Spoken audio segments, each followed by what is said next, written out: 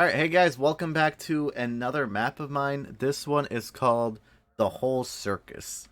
So, what I wanted to do with this level was kind of incorporate some sort of juggling with the POW, but instead I ended up making an entire level dedicated to this single POW juggle. I don't think this map is harder than Bone Hero Transfer, but it depends on the person's specialties. There's not a lot of parkour or anything in this one, it's just juggling. In fact, I debated whether I wanted to call this an EterNull level or not, because it's really straightforward, it's very linear. But yeah, let's walk through this level. First things first, you spawn in and you have to balance the POW. Now, balancing the POW is not inherently difficult. You just kind of stand underneath it and it'll go in the direction that is opposite of where you're standing from. So if I stand on the left of the POW, it's going to bounce to the right. If I stand on the right, it's going to bounce to the left. Pretty straightforward. As long as you're paying attention, it shouldn't be too difficult. Sometimes it could get a little crazy. As you saw in the clear video, the difficulty does ramp up a little bit, and this level used to be a lot tougher than what it is right now. First of all, I wanted to include hills.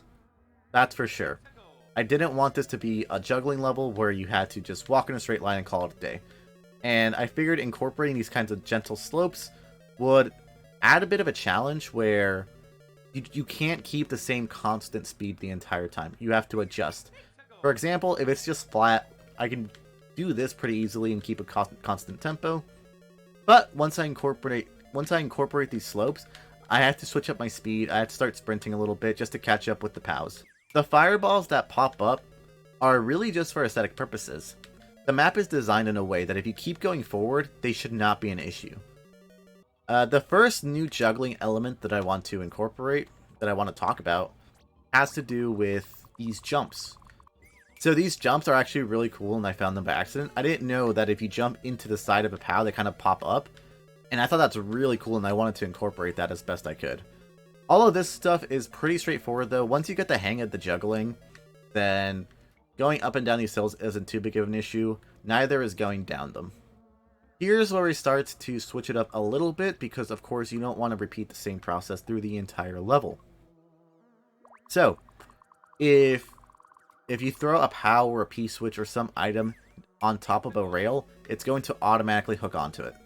So I thought that was really cool as a way to kind of switch up the order of what you're doing with the POW. So instead of keeping the POW above you, this time you're keeping the POW beneath you.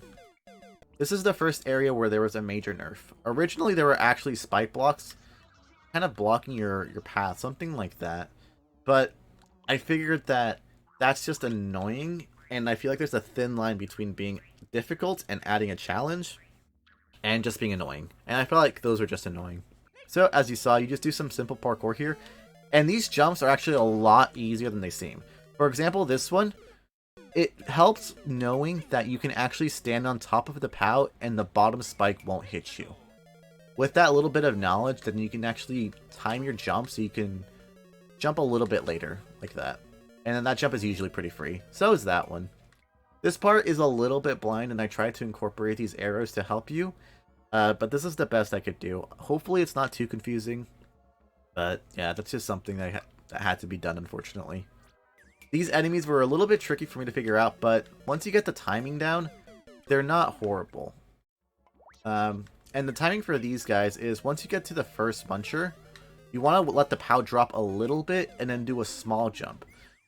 Remember earlier when we talked about how jumping into the sides of the POWs make them go upwards? That's essentially what we're doing here. I'm having a little bit of a hard time emulating this right now, but you get the idea. Just jump into the side and you should be fine. This plant right here, this piranha plant in the middle, actually used to be two munchers stacked on top of each other, but the hitboxes were a little bit finicky, and like I said, I didn't want it to be too ridiculous, so I felt like a piranha plant was a fair challenge. Moving forward, this temple area went through a lot of iterations. I still kind of believe that this is a little bit too easy compared to what we had before, but it's not a huge deal. So this is what it looked like before, and the main difference is you actually have to hit the on-off block 3 times before you can move forward, alternating between switches and balancing the POW block the entire time.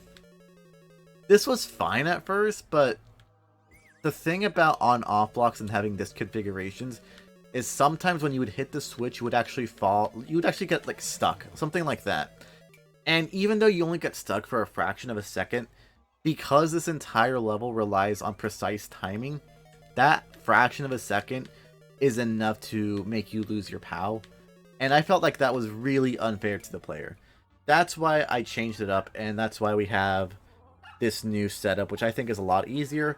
Maybe it's a little bit too easy, but it is what it is. Then you go up this little corridor, and this area didn't really play out the way I wanted it to, but there is no way for it to work out without being obnoxious. Originally, I wanted this to be a mid-air POW jump, believe it or not. That's how I wanted the player to end this level. I wanted to have a mid-air POW jump where you get on top, and then you jump to this next platform. However, because you only have one POW block, I also had to put a rail system down below to catch the POW so you could keep moving forward. Because of that, though, the player does not need to do a mid-air POW drop anymore. They can kind of just land on top of the POW block on top of the rail if they want to. Whatever the player wants to do, they can. I thought about maybe putting invisible blocks, but I figured I don't want this map to be too annoying. And then that's it. That's essentially it. You just do a little bit more juggling, and then you hit the POW block over here, and then you're done. I'm a little confused as to why the screens didn't stop scrolling here. I think it's because I didn't have a consistent layer going from top to bottom. I think if I do it that way now, it should stop it. Yeah, that's it. So I might actually re-upload this. But yeah, we'll see. But yeah, I think that's it for this map. A lot of empty space, but I didn't want this to be too annoying. POW juggling is already a little bit tricky, so I didn't want to go completely overboard. Thank you guys so much for watching. If you guys want to try this level out, the level code will be in the description as always. Have fun.